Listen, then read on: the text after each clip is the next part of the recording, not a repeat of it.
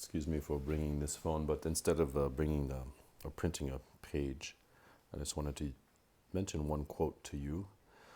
Last night we were talking about Suzuki Shosan, that famous priest, his method of practice, Neo-Zen, which is catching the kiai, or the vitality from, especially from the Buddhist images, the Neo, like those statues we have there, and the Fudomyo, and so on.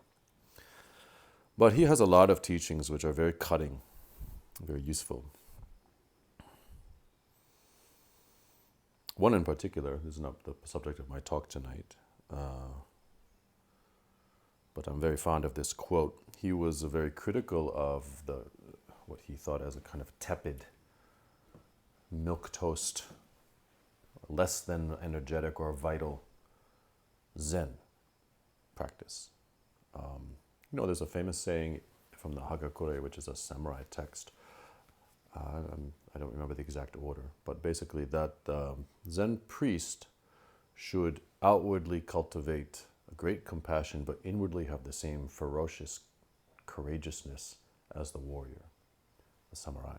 The samurai has to outwardly display great courageousness and bravery, but inwardly should cultivate the same tender heart of compassion as the priest. So in that sense, they can serve as examples to each other. It's a beautiful passage in that work, Hagakure. But Suzuki Shosan, he's often critical of Zen, which doesn't have that kind of energy, vitality, courageousness. I think I mentioned last night that we have this idea in Zen, or saying in Zen, that our complete wild abandon and commitment to the practice, the way we throw ourselves into our practice, not for our own sake, but for the sake of all beings, the energy of that is akin to being a warrior on horseback with your sword held high, charging alone into the 10,000 enemies. Imagine the abandon, the willingness to completely throw yourself away in that kind of situation, but maybe also this incredible, I don't want to say almost a joyfulness. I'm not talking about violence or killing people, but the situation of riding completely into that, throwing away the past, throwing away even yourself, and for the sake of, whatever the cause is you believe in, being willing to ride into the 10,000 enemies. That's also a very interesting image, I think. For me, always very helpful. Or I should say it struck me, it touched me. So anyway, back to Suzuki Shosan. He's very critical of Zen, which is not like that. So one of his famous passages, which I love to always repeat, especially on the online Zen forum. In learning the Buddha Dharma in recent years, many people, he's talking primarily about priests, but we say practitioners, seem to have forgotten that Zen includes high spirits of bravery and great power. Therefore, those who learn the Buddha Dharma, the Buddhist teaching, become so tender-hearted, admirable-looking, desireless, and good-natured, not truly, but in appearance they cultivate that kind of persona, that they somehow lose the will to react to any unfavorable stimulus as angrily as if saying, "Kuso! Shit!" In other words, you cultivate this outward image and persona of, I am a compassionate, gentle priest. I'm holy. I'm so calm and serene. I'm one with everything. And then something untoward happens or something inappropriate happens, and you don't even have the guts or the energy to just say, "Damn it!" He critiques that kind of person. So that's not, as I said, it's not the subject of what I want to talk about tonight, but I love that passage, and it's relevant in a way, as you shall see. So here's what I wanted to mention to you, this second very wonderful quote from Suzuki Shosan. One day a layperson asked the master, Suzuki Shosan, "I'm told that there are mistaken practitioners and true practitioners. How can we distinguish one from the other?" The master responded, "When the I is eradicated, that is the true Dharma. Practitioners of wisdom establish a wise I. Practitioners of compassion establish a compassionate I. Practitioners of meditation establish a zazen I. Practitioners of a particular viewpoint establish an I with that viewpoint. Ordinary people tend to elevate themselves. One is always trying to elevate oneself above others. No matter how humble a person's position, if he upholds the truth, I will step aside for him. This is an important passage. You know, the quote I mentioned a moment ago about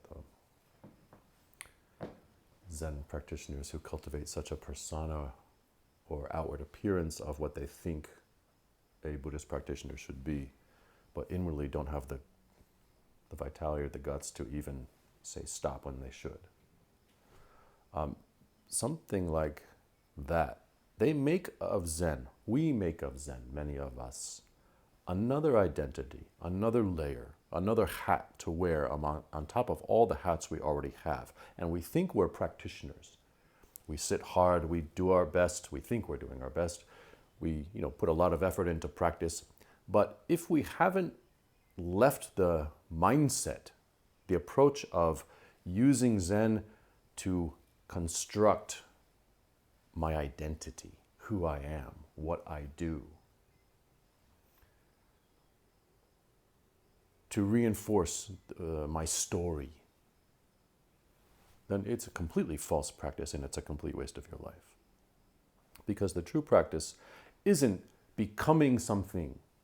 I mean, of course, we are in the business of transformation. But fundamentally, there's nothing you need to become.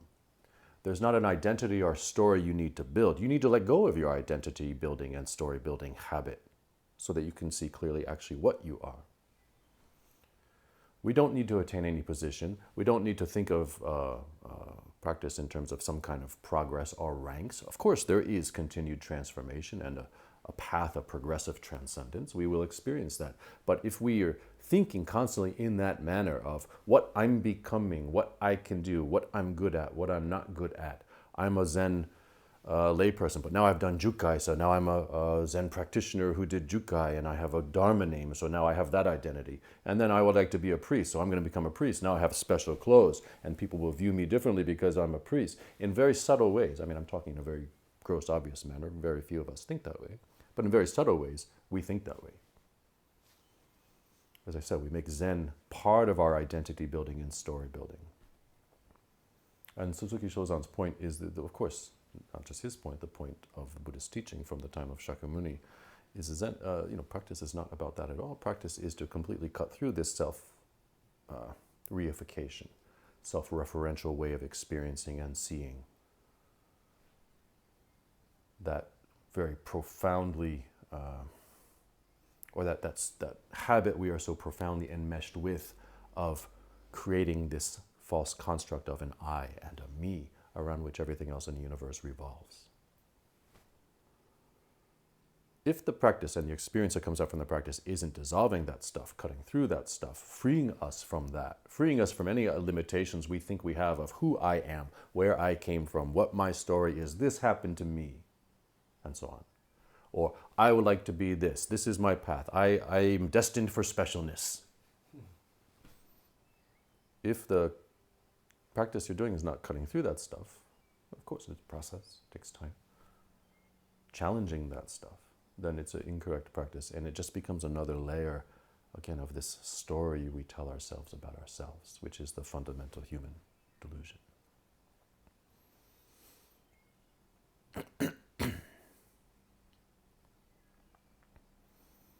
When I was young, I so wanted to be a priest more than anything. And I've said to some of you, actually, that my teachers didn't want me to be a priest. Torres Rokoji's dream for me was that I would be a professional Aikido instructor and follow in his footsteps. And I did do that for more than a decade and a half, before I was ordained. Yeah, he said to me, you can ordain someday, but you have to be a real priest. He didn't want me to ordain under the conditions at that time. He wanted me to really experience lay life as a young guy. So it made sense. Meido Roshi said to me that he didn't want me to be a priest because he felt that being a priest in this culture and his experience of it was so difficult. It was like a prison in some ways. He had a difficult time with all the work he did. It was so exhausting, not appreciated often. He certainly, in particular, was not appreciated as he should have been where he was. So it was never stressed to me that being a priest was some kind of, or anything connected to Zen practice, I should say, because it's not about ordination, was any kind of title, rank, something to want. But I did. And I had no explanation for it. It's just I would say, something deep karma that I had. But when I became a priest, I learned pretty quickly that they were completely right. It was not something to crave or want, and it had I cannot say it really in a fundamental way changed my training at all. If one follows a path or arranges their life in a way that they can make training their primary activity and vocation, then being a priest could make sense. Also being a layperson, you can do that. There's no limitations. That's what a practitioner should do, lay or ordained. But the status of whether you've taken precepts, not taken precepts, whether you ordain or stay as a layperson, I cannot say it fundamentally limits or helps the training in any particular way.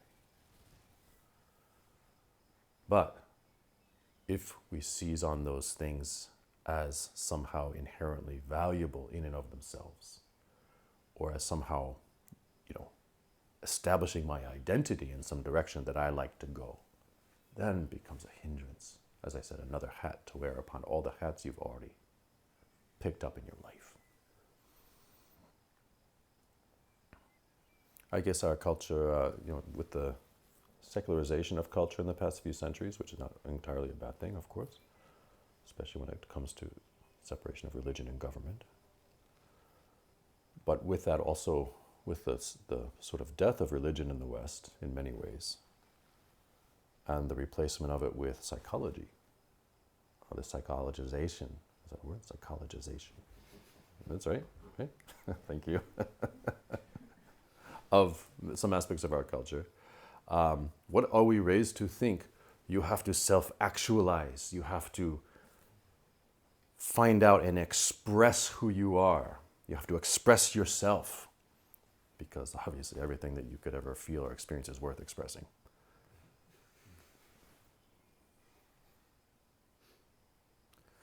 Follow your heart. Find your path. Become who you're destined to be. We hear that kind of stuff from a young age, and it's meant to be confidence building, right? It's bullshit. It's bullshit in as much as it turns our attention repeatedly again and again to I, to me, to, my story, and of course social media driving even more that real fervent wish to portray my story, who I am. How can I make myself unique? How can I change my appearance and post about it? How can I do some activity which is special and post about it? Identity building is held up as a noble, worthwhile, even necessary thing. And the point is, the practice is exactly opposite to that. As the Buddha said, the Buddhist teaching and practice is against the stream, completely against the stream of society, normal human society. We don't care about your story here. We don't really care to hear about your story. Doesn't mean we don't care about you, but your story is not relevant. You have a lot of trauma, that's horrible. Horrible things happen. We know that. It doesn't limit you. It's okay. You're really good at things? Good. We're all good at some things. Let's find the ones you're not good at. We're not here to add to your layers or to your hat or to your identity or to your story. You can post, I'm a unsui at Korinji now. And if anyone really knows what being unsui means a novice trainee, novice monk especially, at a monastery, if they really know what that means, they'll feel sorry for you. They're not going to look at it. They're not going to push like. They might use the emoji with the tear or whatever. But this is how we transcend our limitations. We actually inherently have no limitations except the ones that we put on ourselves. And that identity building is a making, you think it's a making of some kind of identity, establishing yourself in the world. It's not. It's circling around yourself a lot of limitations and cutting off possibilities. So of course, you have to figure out what you're going to do with your life. You have to, commit to whatever your path is. You throw yourself into it with great energy and abandon, but with detachment, letting go of it even as you go. Some title or position or job or vocation comes, then you do it with all your might. If it doesn't come, doesn't matter. You'll find something else to do. We're not seeking to, again, build an identity, increase the list of things in our social media postings and so on. So this kind of training is a place where we challenge that. So back to Suzuki Shosan, he said, most people don't take the approach of cutting through that false construct of I. They use the training to make even a training I. You can be creating a Zen I, a Zen priest I, a Zen teacher I. You like to do Zazen. You're a meditation I. You set that up as another thing that defines your identity. You can practice to the point that you're able to enter a profound meditative absorption, samadhi. Then you hold on to that. It's some subtle part of you, even unspoken part of you, is a little proud of that. I'm a samadhi guy. Samadhi I. Right there. Right there is the I.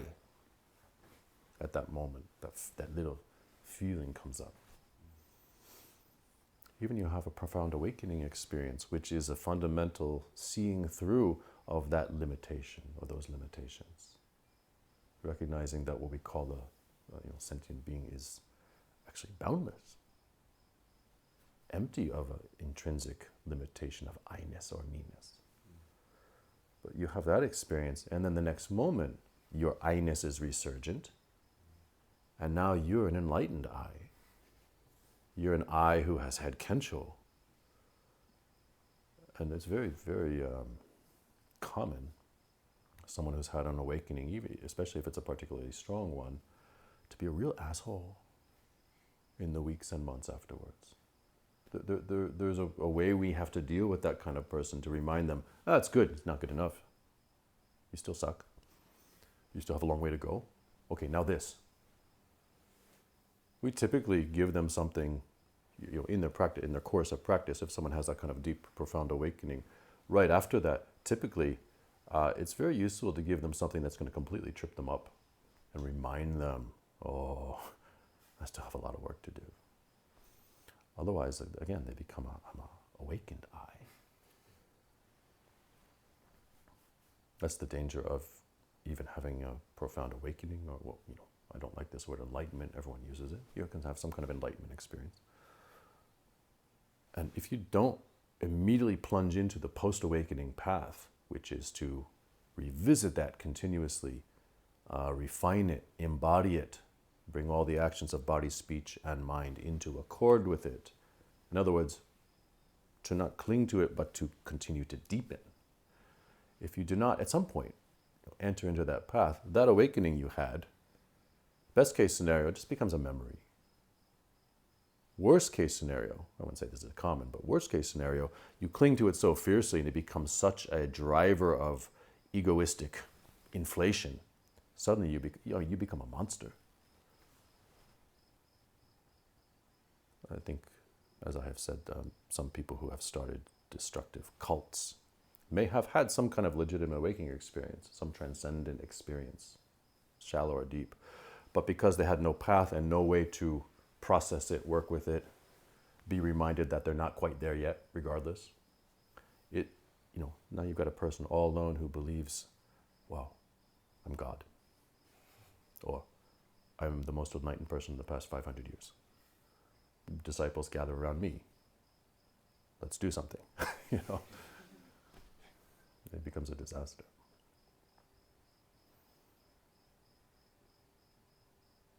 So that's really all I wanted to remind you about It's okay to feel like you don't know what you're doing here. It's okay to be sitting in practice in front of the mirror of practice, or the mirror of the teacher, or the mirror of each other, the mirror of the circumstance, and feel like all you're really aware of is all your own crap and limitations and anxieties and stuff coming up that you don't know how to work with. That's real practice. That's what we call kufu. Kufu is the creative grappling, wrestling with the situation of the method and the practice situation. And slowly, slowly you find your real strength, which is not centered on a sense of identity or achievement or gaining something, but it's coming from a much more profound place. Don't be discouraged if practice is difficult. You come into the Sanzen room, your eyes are clear, you're tired, but there's a clarity there. You're trying your best to put the energy out. You have absolutely no idea what's going on. Maybe you're working on a koan, and for the 1,000th time, you're coming in there to tell me, I have no idea. I have no answer. That's a great practice. It's a fantastic practice. You just keep cooking, and have faith. Because the method works. It will work for you if you continue. But you pass that first koan, or you get some praise from the teacher or from a senior student or something, and immediately you seize on that because you're so hungry, you so want to feel like you're accomplishing something, and you want to add it to your feeling of I'm okayness. I'm okay. Tell me I'm okay.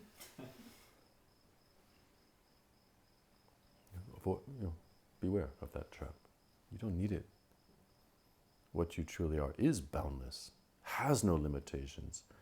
Ultimate potential of the fruition of the greatest human wisdom and compassion possible, represented by these statues behind me.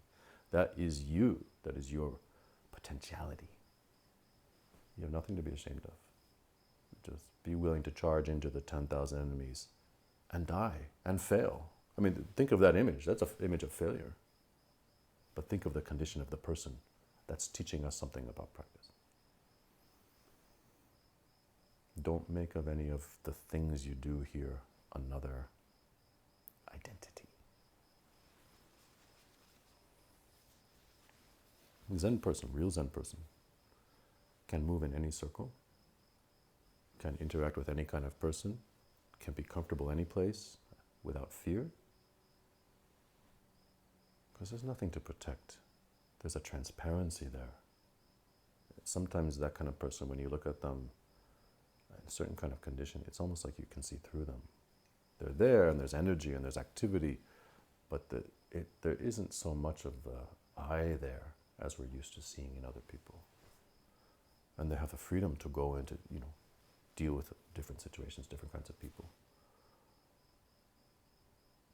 They're according with the conditions rather than acting from the place of an established I that then has to manipulate the conditions. That's the great freedom, the great fearlessness, which can come out from the practice. So that's my quote from Suzuki Shosan tonight. I'm a big fan. Meido Roshi talks about him in Introduction to Zen Training, so please read that book. Very important book, especially for our lineage. One of the best introductory Zen books ever written, but especially for our lineage because he's our direct ancestor. You should read that one. You can read more about Suzuki Shosan. And if you ever have some profound experience in training and you think you're enlightened, look closely. Is there any I in it?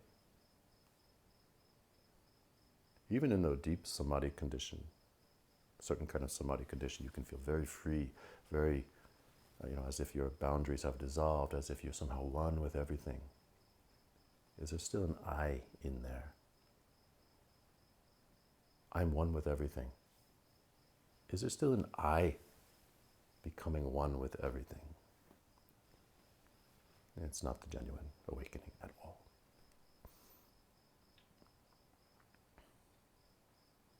It's a good test. Anytime you like something, don't like something, someone annoys you, someone attracts you, anything, right at that moment, see, there's I right there. It doesn't mean something wrong with you, but see. I. Want, don't want. Like, don't like. And so hungry to be recognized.